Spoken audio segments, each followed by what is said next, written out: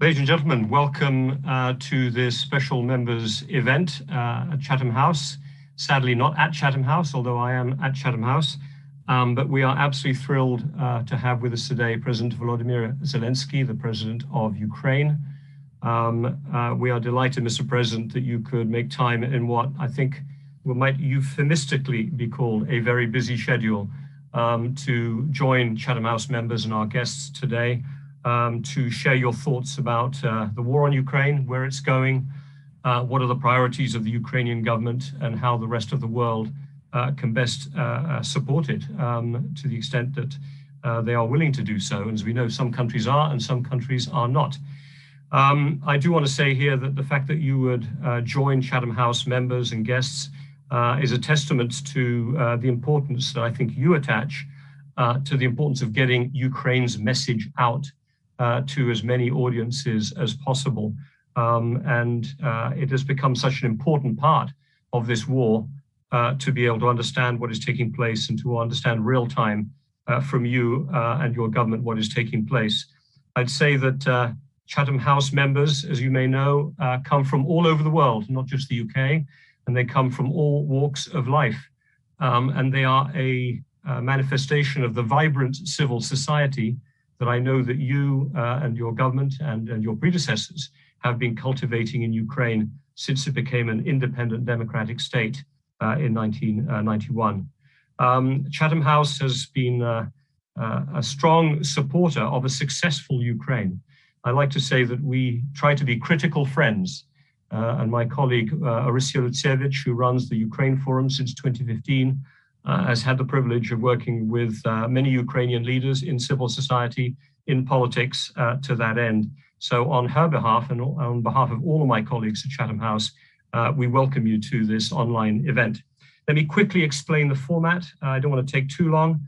In a minute, President Zelensky will offer some opening remarks.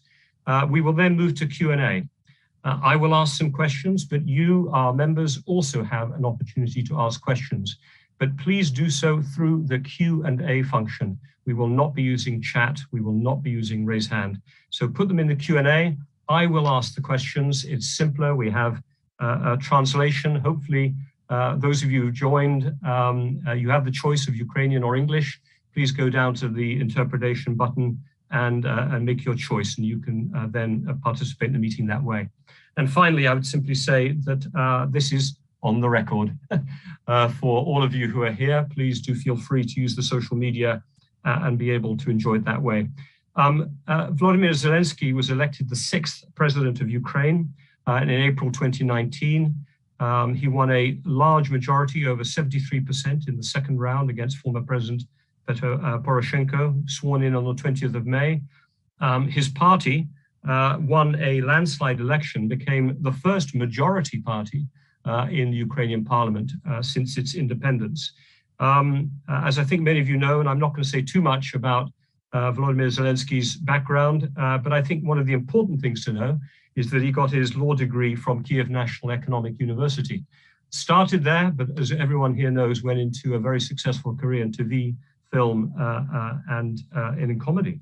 And I suppose there is something quite unreal in a way, Mr. President, going from playing the role of president in servant of the people through to 2019, from 2015-19 to becoming president.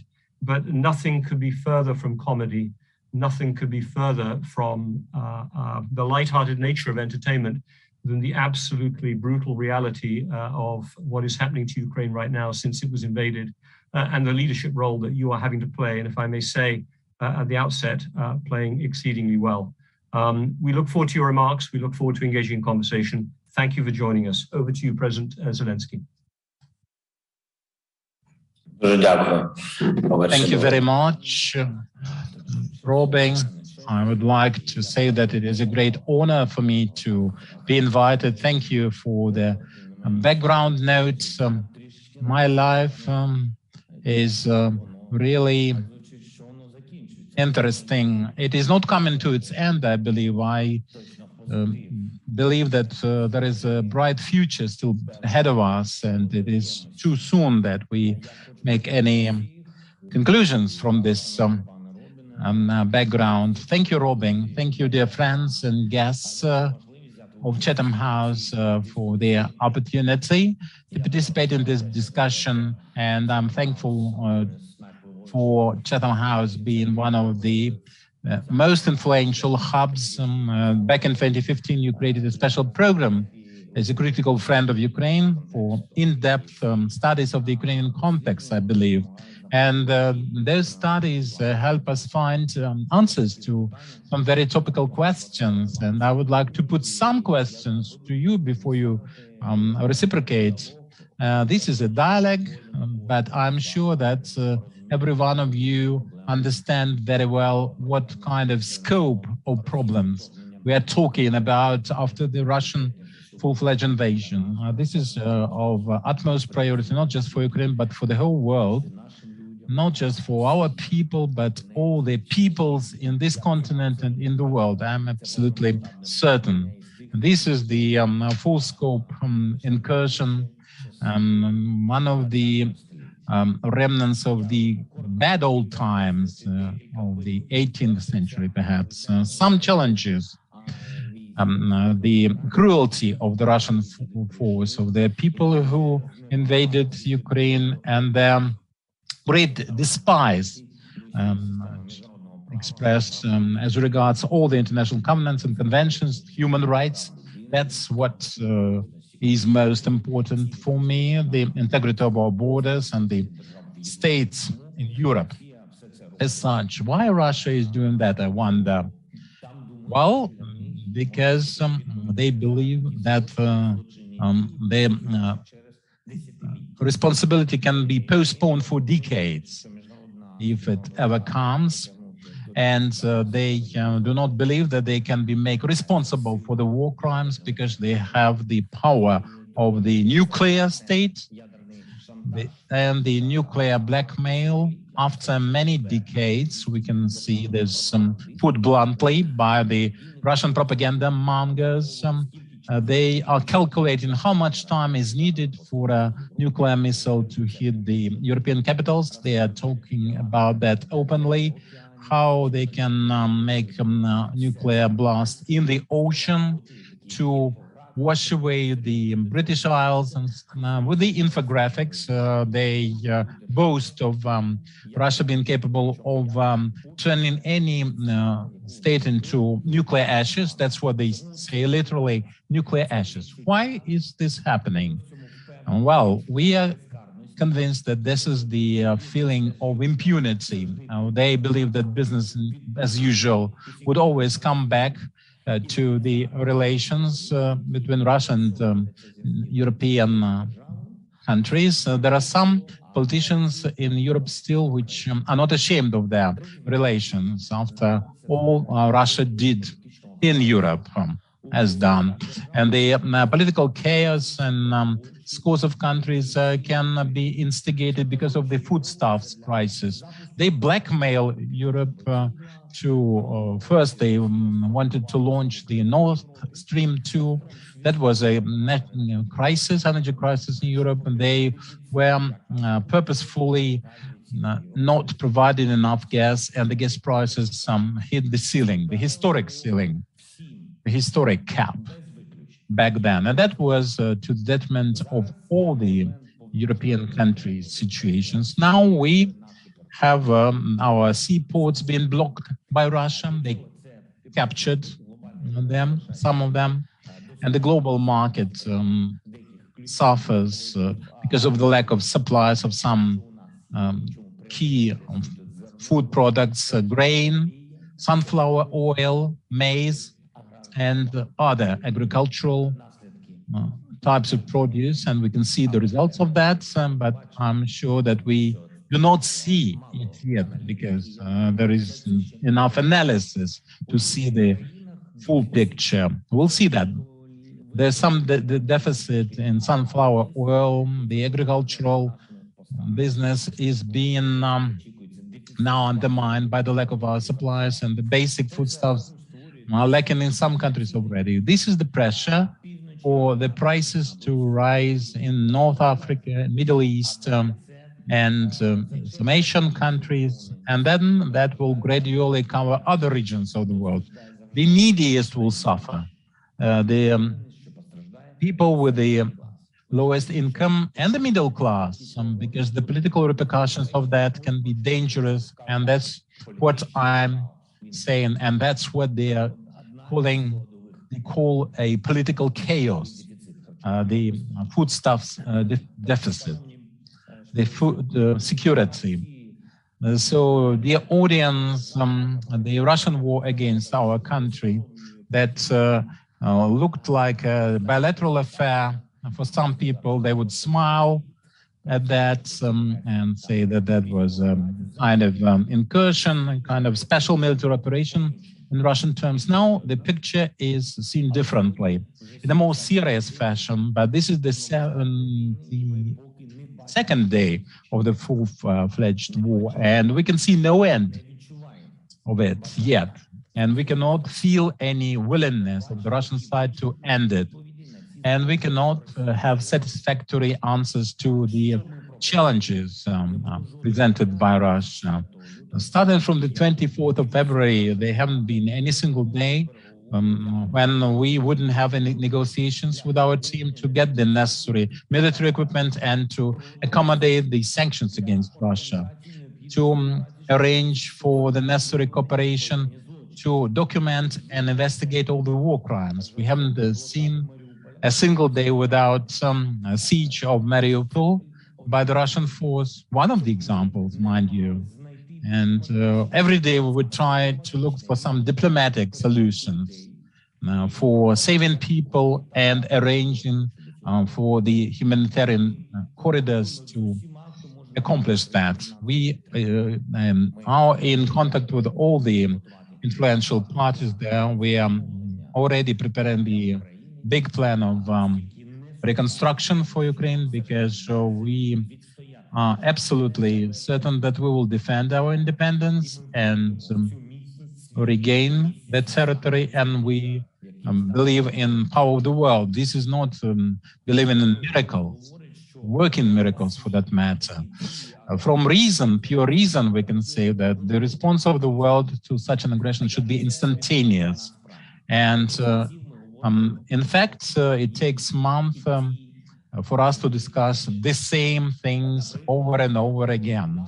For example, the oil embargo against Russia, blocking of all the banking sector for the terrorist state, and supplies of weapons, military equipment for Ukraine to defend itself. And I'm very grateful to the countries which are helping us from the very first days on an everyday basis. And for them, it is clear what the real scope of this threat is. But some countries underestimate it. For the most part, the challenges posed by Russia have not yet received adequate responses. We have to continuously look for the new toolkit, the new determination to stop not just Russia, but any potential aggressor. Russia is the aggressor, and Ukraine suggested United 24, the U-24 arrangement to update the global security system for us to be able to prevent, or at least to respond within 24 hours to any kind of aggression, or within 24 hours to provide any kind of assistance for the victim of that aggression and to restore peace, or any kind of man-made or natural catastrophe to get a response in this way, so that the community would provide for the country in question all the necessary assistance to save people. And thanks to such a global system of response, we can guarantee that it will never happen again when millions of people are under threat of physical destruction or forced deportation or starvation, any kind of destruction. So these are the issues that should be now met with answers from politicians, from experts, from the societies in question. And I would like to put some questions to you now. What can be done for the responsibility for war crimes to come not in decades, but to be almost immediate, like with the usual criminal investigation and adjudication? And what kind of sanctions can be convincing enough for Russia and any kind of aggressor to prove to them that they have to respect the international law? What global solutions do we need to control the weapons of mass destructions and to prevent any kind of attempt to use it and blackmailing with it? And so that no aggressor can even mention such an option. And what kind of sanctions should we impose in response to the blackmailing with nuclear weapons or chemical weapons for that matter? What can convince the politicians of the world to make those issues practical, not just discussable? And I suppose you will offer some opinions, contribute some answers to my questions. This is your experience, this is your expertise, because the answers we all need. The world needs your answers. Every person watching us now, and the people who will watch us, and people who try to answer these questions every day. And you can contribute to the U24 arrangement that we suggested as an option. This is our initiative. The more initiatives we have, the more people will realize the global scope of such challenges and the global scope of the answers that should be supplied. Thank you very much. Glory be to Ukraine. Thank you very much, President Zelensky, and for laying out your thinking of where you are at the moment. I could say thank you for asking me some questions, or us some questions. I fear that if we turn this into a more typical Chatham House type of seminar, then my members would be very upset with me because they would listen to us talking and not you talking. And perhaps what we can do is, with my colleagues, is actually write you a little note after this with some very specific answers. I will simply say three very quick things. How do you avoid nuclear blackmail? You don't accept it. And I think this is some of the language that we're hearing from NATO leaders in particular right now, is not to accept the threat. How do you make sure that this kind of aggression is not treated with impunity? I think you need to look at this as a war of aggression, not simply the conduct of human rights, appalling abuses and war crimes. Without the war itself, you wouldn't have the war crime. And Chatham House has hosted a number of meetings about the concept of this being a war of aggression and how that could be then punished in court. But I think, sadly, quick justice in international law is extremely rare. So in any case, I'm not going to say any more and use up time, but you ask extremely pertinent questions, and I think you deserve answers. We'll provide some additional ones to you, if I could say, later on. If I may just ask you one opening question from myself, and I will simply say to our members, we have 160 questions there, which we're obviously not going to get through. What I would say is, please read the questions, because actually members of Chatham House tend to ask very good questions. So you will find a fascinating set of perspectives just by reading through them. And also, if you think any are especially good, you can upvote them. Click on the little thumbs up and they will go to the top of the sheet. And then I can go to those first and make sure that some of the most popular questions are asked. It'll help me do my job. President Zelensky, just one question that maybe is a broad one. It didn't touch on what you said, but much of the world, I think, was surprised by the resistance that the Ukrainian people have presented to the invasion by Russian forces. I want to ask you, were you surprised that Russians in Kherson, in Kyiv, in Donbass, that they have given their lives, that they've been, that mayors of small villages, mayors of towns, who are often thought as being the people that the Russian forces could turn maybe to their advantage, have you been surprised by how united Ukrainians have been in the face of this conflict? That's my first question.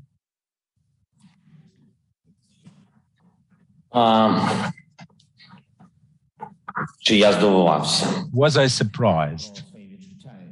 And the nation that we have, I am pleased to have another opportunity to answer such a question, because it is always pleasant to talk about things you know very well.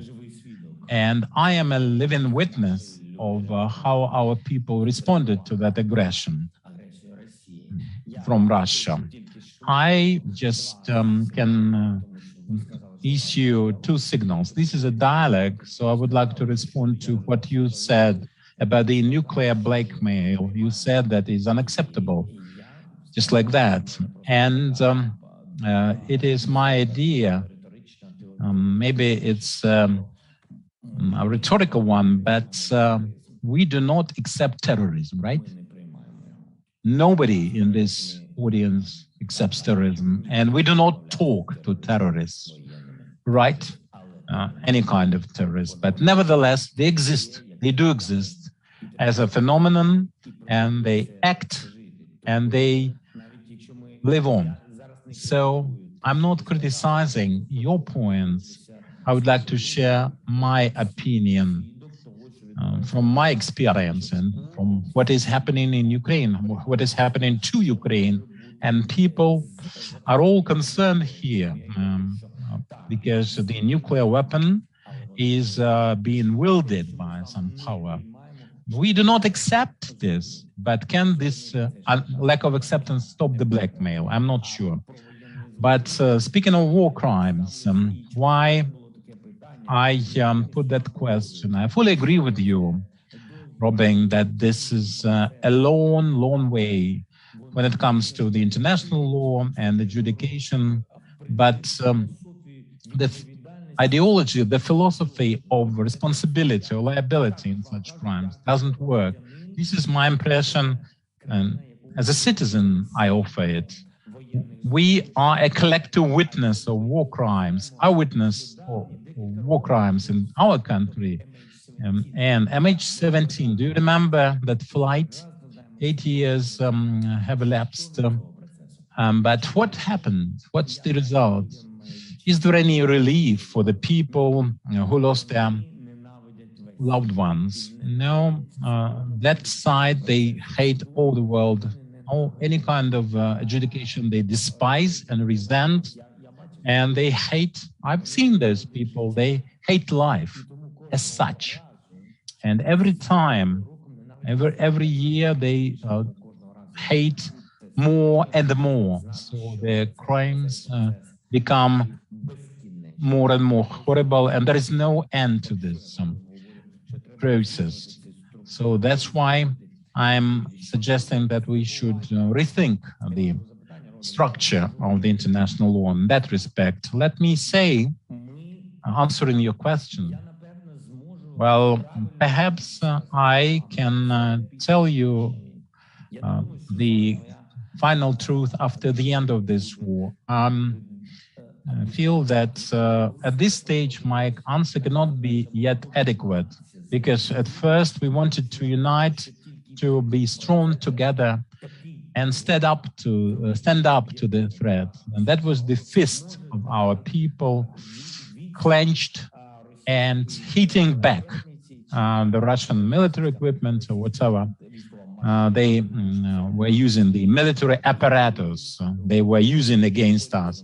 And people, barehanded sometimes, in different ways, were trying to stop the equipment in the country roads to arrest their progress, even barehanded. But I've always been convinced that our people are strong. But I want to be fair there. I think that citizens, I do not wish that anyone, any of your countries have a test, but if you have such an invasion, I think we cannot be sure that all the people, I'm convinced that all the adequate people would try to defend their country, their families, their households. So I think normal people think along those lines, naturally, just naturally. And I am just happy that we have such a number of normal, strong people, responsible people as our citizens. And I am also surprised with their bravery. Thank you. Thank you very much, Mr. President. And I think, the bravery is being witnessed by people around the world on a daily basis and is hugely inspiring. Let me just move on, if I may, to a second question. You have focused yourself very heavily on the specific conflict in Mariupol, the attempted invasion and now the siege of the Azovstal steelworks. Let me ask you a sort of two-sided question.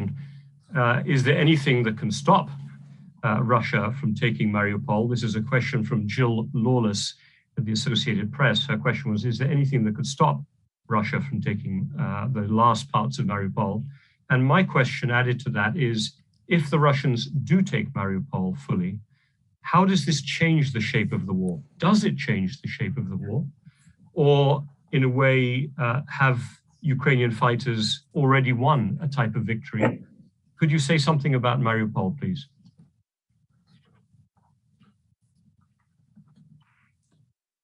Я в кінці не зрозумів, може через переклад.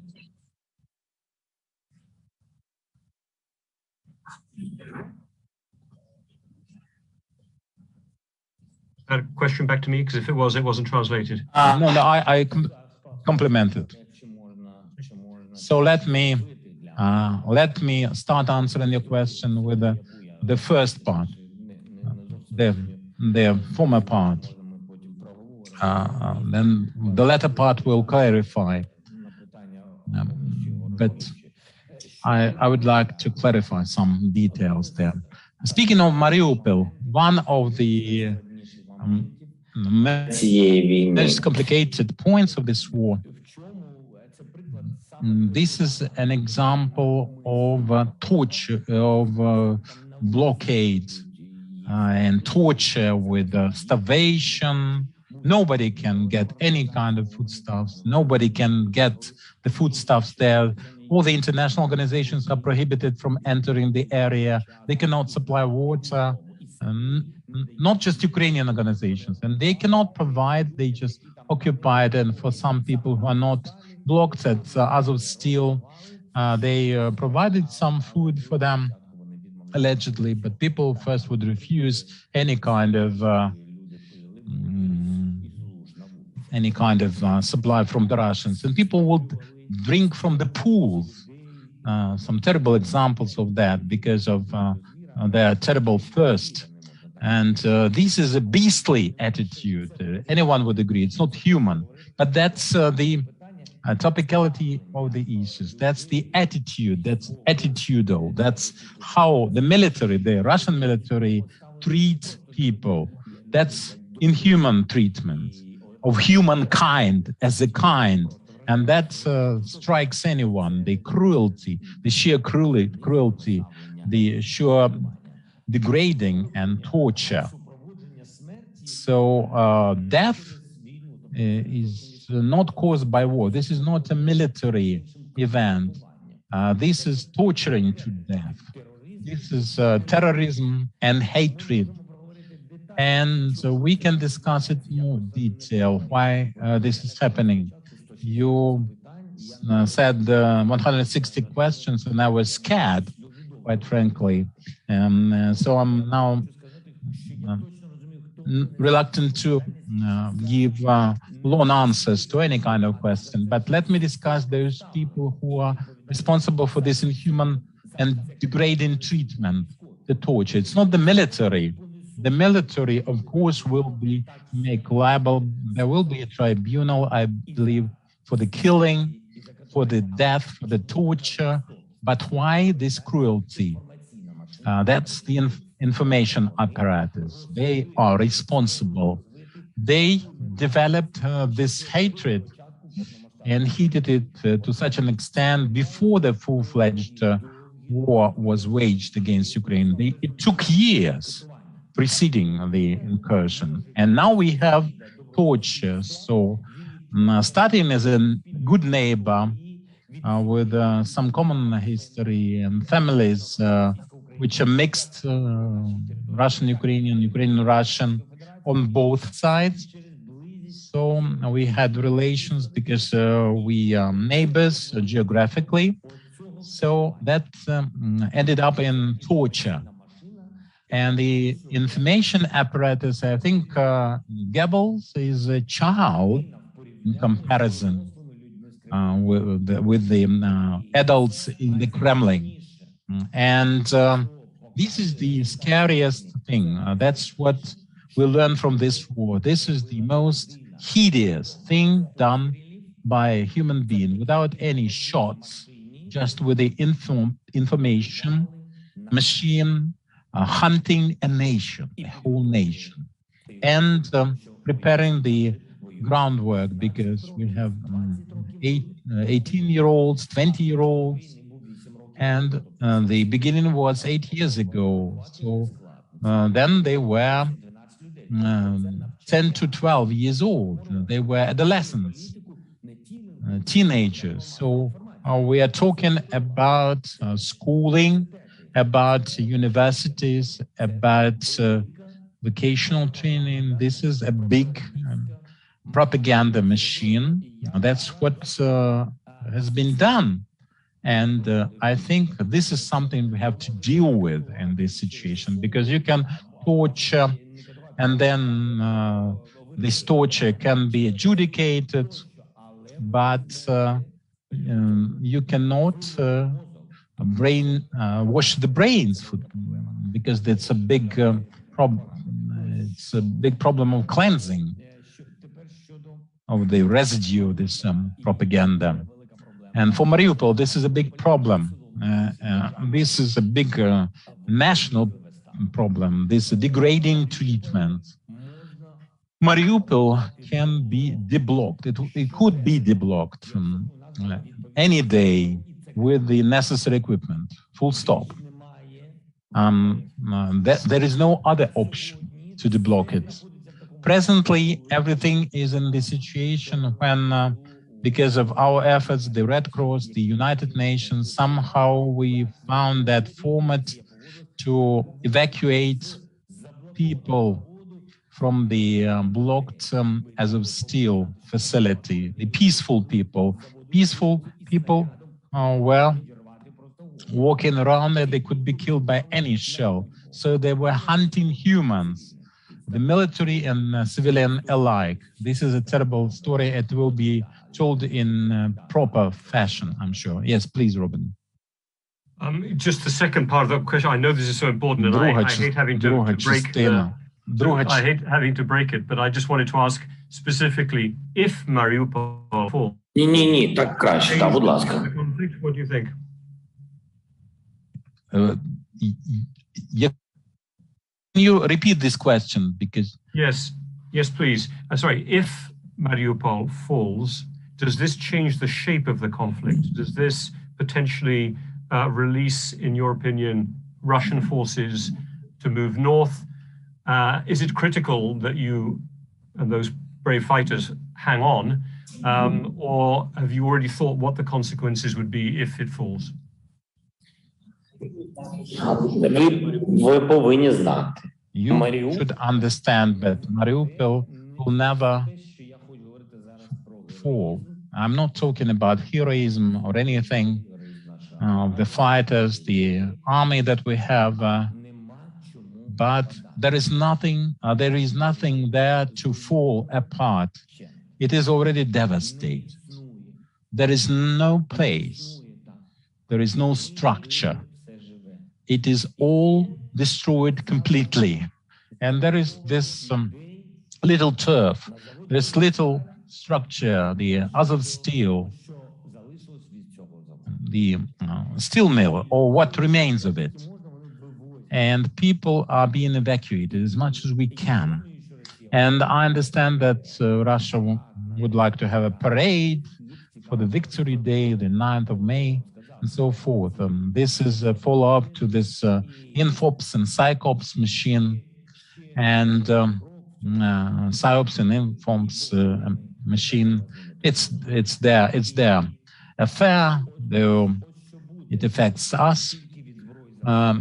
But only weapons could have deblocked, or will deblock this region, this area, when and if we have the necessary equipment, and if they kill people who can be exchanged as POWs or just released as civilians or be helped as wounded or injured, civilian and military alike.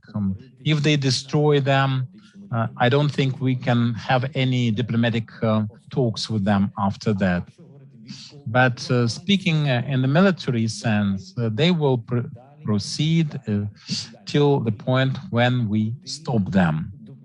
And they will enter the areas which will be made available for them by us and the world, because the world is supposed to serve as a war, but not as a war between Ukraine and the Western world, the war between us and the Russian universe. And that's what is important in this situation. Thank you very much for that. Let me, if I may, turn to another question from Frank Gardner at the BBC. And I think it's a question that's reflected through many of the questions here that we've had today. It's the following one. What is the minimum that you, the Ukrainian people, but you, the president on their behalf, could accept in a peace deal with Russia? Could you accept a return to where things were on February 23rd?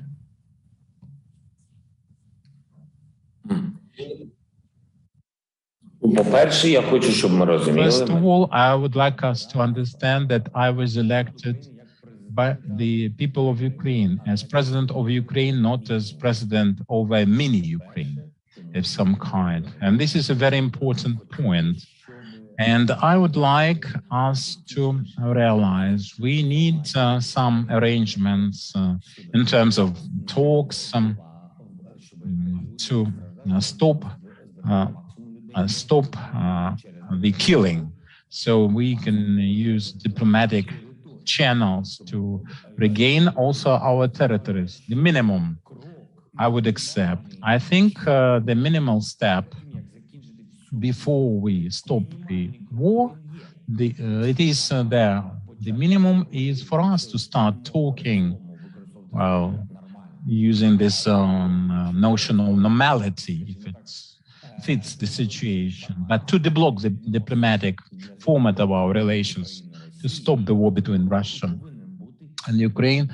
This step should be regaining the situation as of the 23rd of February. You are right.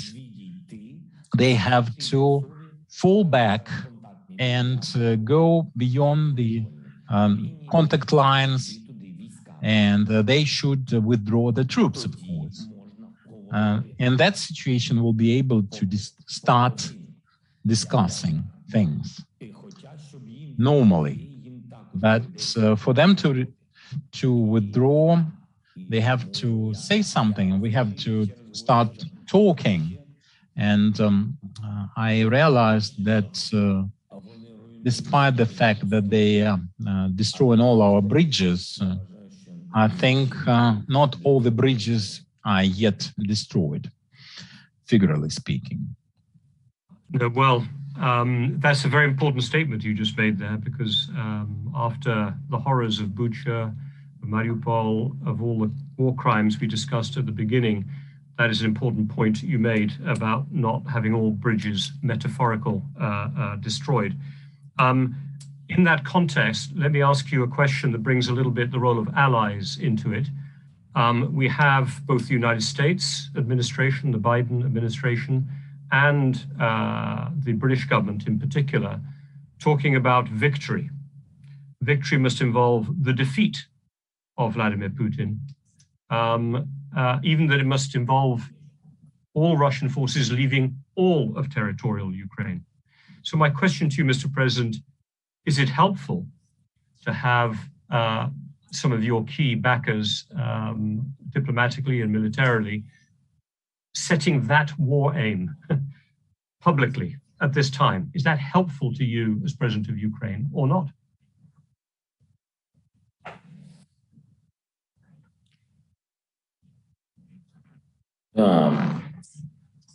дуже складне питання. Well, it's a very complicated question. I am not afraid of such blunt statements. I think the more direct, the better. The easier for Ukraine and for the Ukrainian society and for the Russian society, for that matter, for them to understand that if we don't stop this, let's come back to the allegoric situation, then all the bridges will be burned. So we have to be open discussing that. If there is bilateral war, we cannot. We can discuss this without any allegories. We diplomatically can only discuss the specific steps. So, what victory is for us as a nation, for the European Union, what that is for the UK, for the US. For some people, it may be Putin's defeat. And in our society, there is a big proportion of people thinking exactly that. But for me, the victory, I do not care what happens to some leaders and where they will end up. For me, what matters is Ukraine's victory. And by Ukraine's victory, we mean something that belongs to us. This is our territory and our people. For me, victory is not to lose 11 million people, 5 million people who left Ukraine. They have to come back. That's my victory. I'm thinking about it because for me, victory is at least bringing the country back economically, at least to the situation when it all started, as a good beginning, but also for the Western world to have complete awareness of what is happening here and what the pain is like. They should feel our pain. That will unite them, and they will never be affected by any Russian propaganda, and they will be helping us all the way. And for us, for me, victory is admission and accession to the European Union with all the pros and cons. And when we discuss that, that's the will of the Ukrainian people. And this all started in the Maidan. We've had the revolutions to that effect. And this war is also about that. This cannot be in vain. So Ukraine in the EU is not the principal, the major victory, but we cannot just disregard the people who sacrificed their lives for that. So it's the dream, it's the will, and the steps that we've made, and that's what we intend to do as a nation. And if somebody from Europe, even now, they already have received our refugees, they've seen all the footage in the world, they've listened to me, to us, they're listening now, and they realize what is happening here. In Mariupol, people are dying in thousands, but there are still some persons who want to get some oxygen without even attempting to breathe. And they want to strike the balance. They want to be in the gray area, stay in the shadow. Well, as some people say, that's walking in between the drops of rain. And this is not a rain. It's never rains, it pours, you know, as the saying goes. And this is the war of water, and there are no drops anymore. We're all wet by now, soaking wet. And This is cynicism. This is the lack of adequacy in some leaders, in some developed countries. And the adequacy of the world is also a victory for Ukraine. That will influence us. It does influence us already. And what will happen to some individuals in Russia? You know, why should I think about the other side, their military, their leader, their president, and what will happen to them, their destiny? They should be punished for what they did. That's the most important thing in my book, according to the international law. But if they come here and even fail to collect their dead, and they do not care about their quick, and why should I care? It's their affair. I have to think about my people, my citizens. Thank you, Mr. President. Can I ask you a question? Because we have a lot of questions coming in, and I'm doing my best to run through them. But Я дуже довго відповідаю, Робіне, я зрозумів.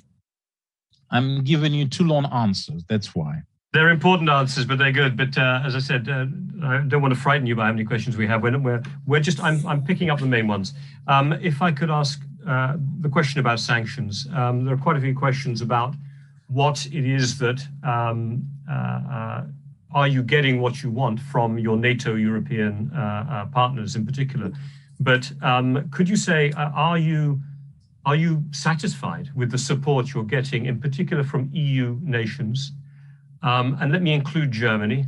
There is a very specific question that's right at the top of the list of the 230 questions. You'll be interested, maybe surprised to know that the question at the top of the 230 questions is what would you say to President Scholz, Chancellor Scholz, I should say, if you had the opportunity to meet with him? What would you discuss with Chancellor Scholz? And I think underneath that question is the whole issue of the kinds of sanctions, the energy sanctions they're imposing. What are you getting? What you expected? Are you happy with what you're getting? The EU has provided 1.5 billion euros of funding for military support. You could never have imagined that 3 months ago. But I'm wondering whether it's enough from your perspective as President Zelensky. And obviously you chose not to let President Steinmeier, the president of Germany, or at least you're not interested in his visit, which makes it difficult, I think, for Chancellor Scholz to visit. But what would you ask from Chancellor Scholz? Could you just say something about where we are on your attitudes and your relationship with the EU and the sanctions they've been doing?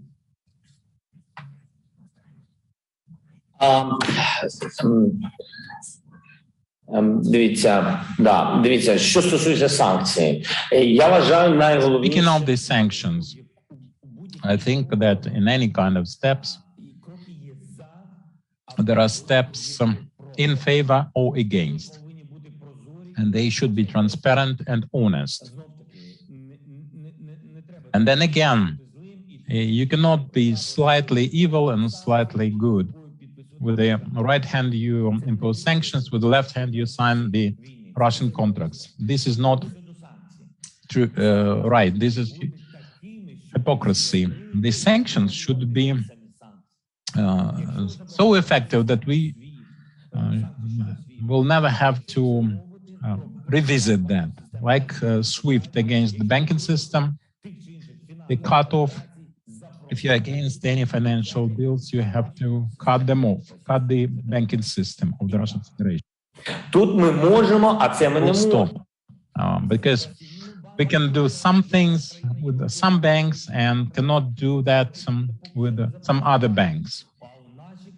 This country, but not that country. And what Germany will say, what Hungary will say, look, we have to look the truth straight in the eye. This is hypocrisy, and this is what I can say about the sanctions. In generally speaking, with the EU, the UK, the US, at last we have the sanction policy, a sanction policy. It used to be erroneous and there was no preventive set of sanctions.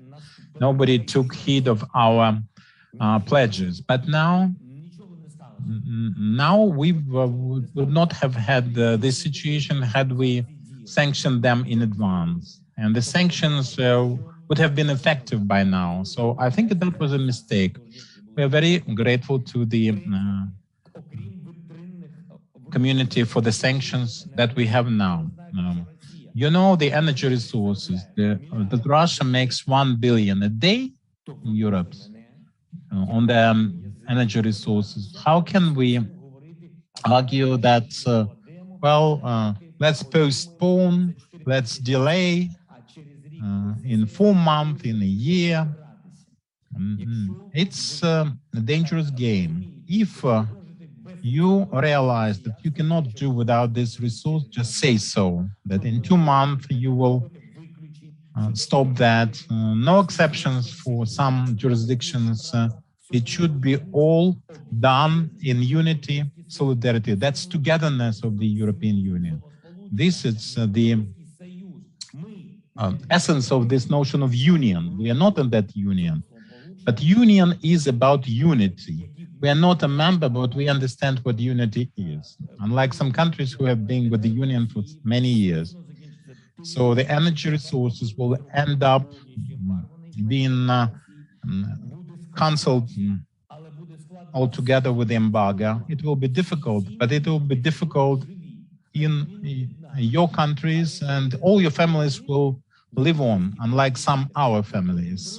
But if you fail to do that, you will realize when they are at your border, and with the first missile impact, like we felt when the missiles take away the limbs of children and adults, you will understand that Nord Stream 2 or 3, even Nord Stream 100, they are not worth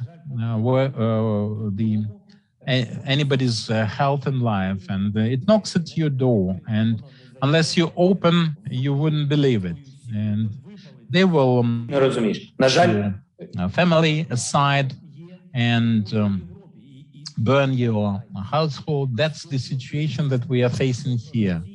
For Europe even, speaking of Russia, everything they are arguing about, they do partially or completely. All the threats they make come true. If they say that we'll be back to Berlin, to Germany, that's their dream. If the EU is undermined and Ukraine falls, God forbid, they will come in generation and years, but they will come back to you, and they will make all their words come true, however shameful. Speaking of Olaf Scholz, I think Chancellor Scholz, for him, we need, he's invited. The invitation is open. It's been for some time now. He's invited to come to Ukraine. He can make this very powerful political step to come here on the 9th of May to Kyiv. I am not explaining the significance. I think you are cultured enough to understand why. But sometimes in history, we have to make certain steps for unity, even if there is some kind of coldness in specific relations. But yesterday, I talked to President Steinmeier, and I invited him and passed my invitation to the Chancellor through him. Ukraine is open, and especially in this war, we have no doors to open, we're just open. You can come anytime. And speaking of the sanctions, generally speaking, it's my vision that if the Iron Curtain, which Russia is drawing now, gradually by steadily, like the Soviet Union before them, we should not interrupt, we should not interfere. It's their affair. They will remove the Iron Curtain one of the next generations, when they get all the consequences of that curtain that they are drawing with their own bloody hands and their information policy. If this is an iron curtain, there cannot be any export import business with Russia unless they stop blackmailing us with the nuclear weapons and the chemical weapons for all the world occupation of other countries where they once had their garrisons in the Soviet times, and killings in our territories. When this is all stopped, when their brains are clear, when all the world is free from fear and fearing their threats, will use all the necessary equipment to remove the Iron Curtain. Mr. President, if we have time, because I know we're on the hour, if I could ask you one last question. Please. Yeah. Okay. I think it's a very important one. You talked about the sense of impunity that you believe Vladimir Putin has, that he can do what he wants. There are only 39 countries, by my count, imposing sanctions right now.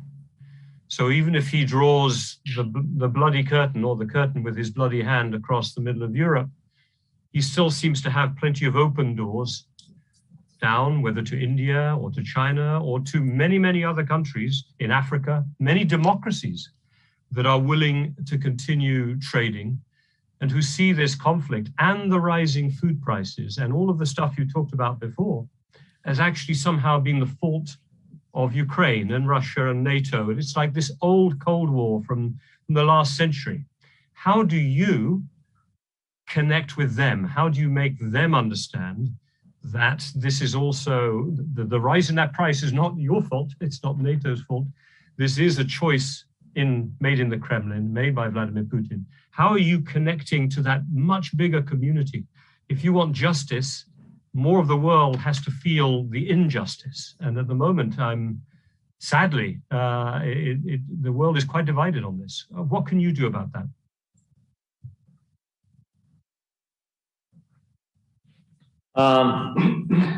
Well, for the world to hear, we have to keep talking to them and providing them, supplying them with examples, with the evidence, because Europe and the Western world is united around Ukraine. Not all the world, mind you. And we admit that, and we are quite outspoken with you, with the journalists and all the media platforms and the venues. We have enough publicity now to be heard, for the voice of Ukraine to be audible for the world. What is lacking there is the energy on the part of some leaders. They should understand that this war is not taking place in Ukraine. I'm fighting for Ukraine because I'm president of Ukraine, and every president would do the same in my shoes. We have to be vocal to be able to say that, yes, I fought, visibly fought, and that's why the war never happened to my country. Because I was making efforts, and now we are dying with Ukrainians there, on their battlefield, and every leader should realize that. And then I can continue not as a soloist, but with a choir of the leaders, powerful leaders who by all means will be able to spread the word, the important word, and the energy for the societies of the countries which are not yet fully aware, which are not supporting yet our policy or joint policy of the civilized Europe. And I'm not saying that anybody is not civilized in this world, but they are not yet certain. They have not yet ascertained the way they should choose. And we should be certain that we spread the message, and the certainty with the message much better.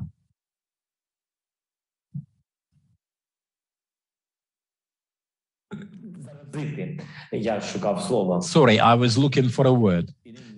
contaminate. We have to engage them, perhaps is a better word. And this is more contagious than COVID-19.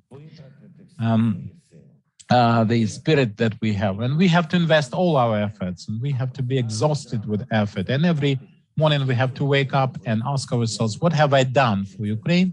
Because this is the question for a leader, for a true leader, to ask oneself. It's about Ukraine, but it is essentially about your own country. And like the common people who just come to take to the streets with our banners, with our colors flying, this will be our joint victory. Not over Putin, mind you, but over this terror and terrorism that is spread. And himself and the military, the troops that they have, this is just the facade of this big war waged against humanity. So this is about uniting humankind around this idea. Because I realized that the press, for example, and the media, as we call them now, they cannot talk every day about Ukraine. After a month, they think about some other hooks, and they need the views, they have to maintain the circulation, or whatever the measurement is for their popularity. But the topic can gradually leave the stage and makes it exit. But this is a big mistake. That's the big mistake. They should realize that on an everyday basis, it should be on the front pages. What is happening in their states? They should also discuss things happening in Ukraine, because in Ukraine we have this war, and this war is our joint effort and joint victory, because that's what we share. In fact, that's my opinion. Thank you very much, President Zelensky. I think we must wrap this up. If I may just say 4 very quick closing things to you and to our guests here who've stayed on this call, a very large number of our members. Number one, speaking to you and hearing you today, it feels like I'm looking at a time warp back to 1939 and 1940, and we're speaking to one of the leaders who was having to fight some of the horrors of that era. And it is remarkable that we are living in this dual world right now. Shocking, but I find your explanations, but your sensitivity to the human aspects of what is happening here and the way people's minds have been turned and manipulated, especially important, because manipulation of individuals was one of the features of the 1930s, the early 1930s, not just the late 1930s.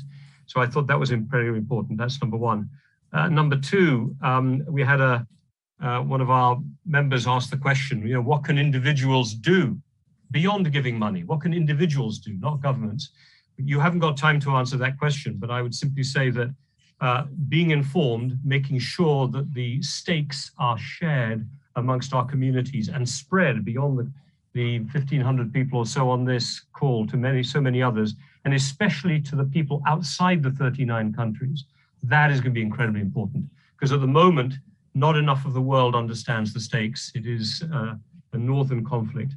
And I want to say, thirdly, that Chatham House will continue to play its part in this role through our Ukraine Forum, but more broadly, through our engagement through all of our work. And your talk today has been inspirational to us in that sense. So we appreciate very much your time. And that lets me say the last thing, which is that in your long life, we look forward to welcoming you to Chatham House and St. James's Square in more peaceful times, and hopefully times that have lived up to the values that you've described to us today, and that they are victorious. So thank you so much for your time. We really appreciate it. And thank you, members. And I'm afraid I gave up entirely trying to keep track of the questions. I saw the rough gist of them. Hopefully I captured enough of them. But 255 questions is definitely a record. And I know you answered the bulk of them, President Zelensky, without reading them. So that was good.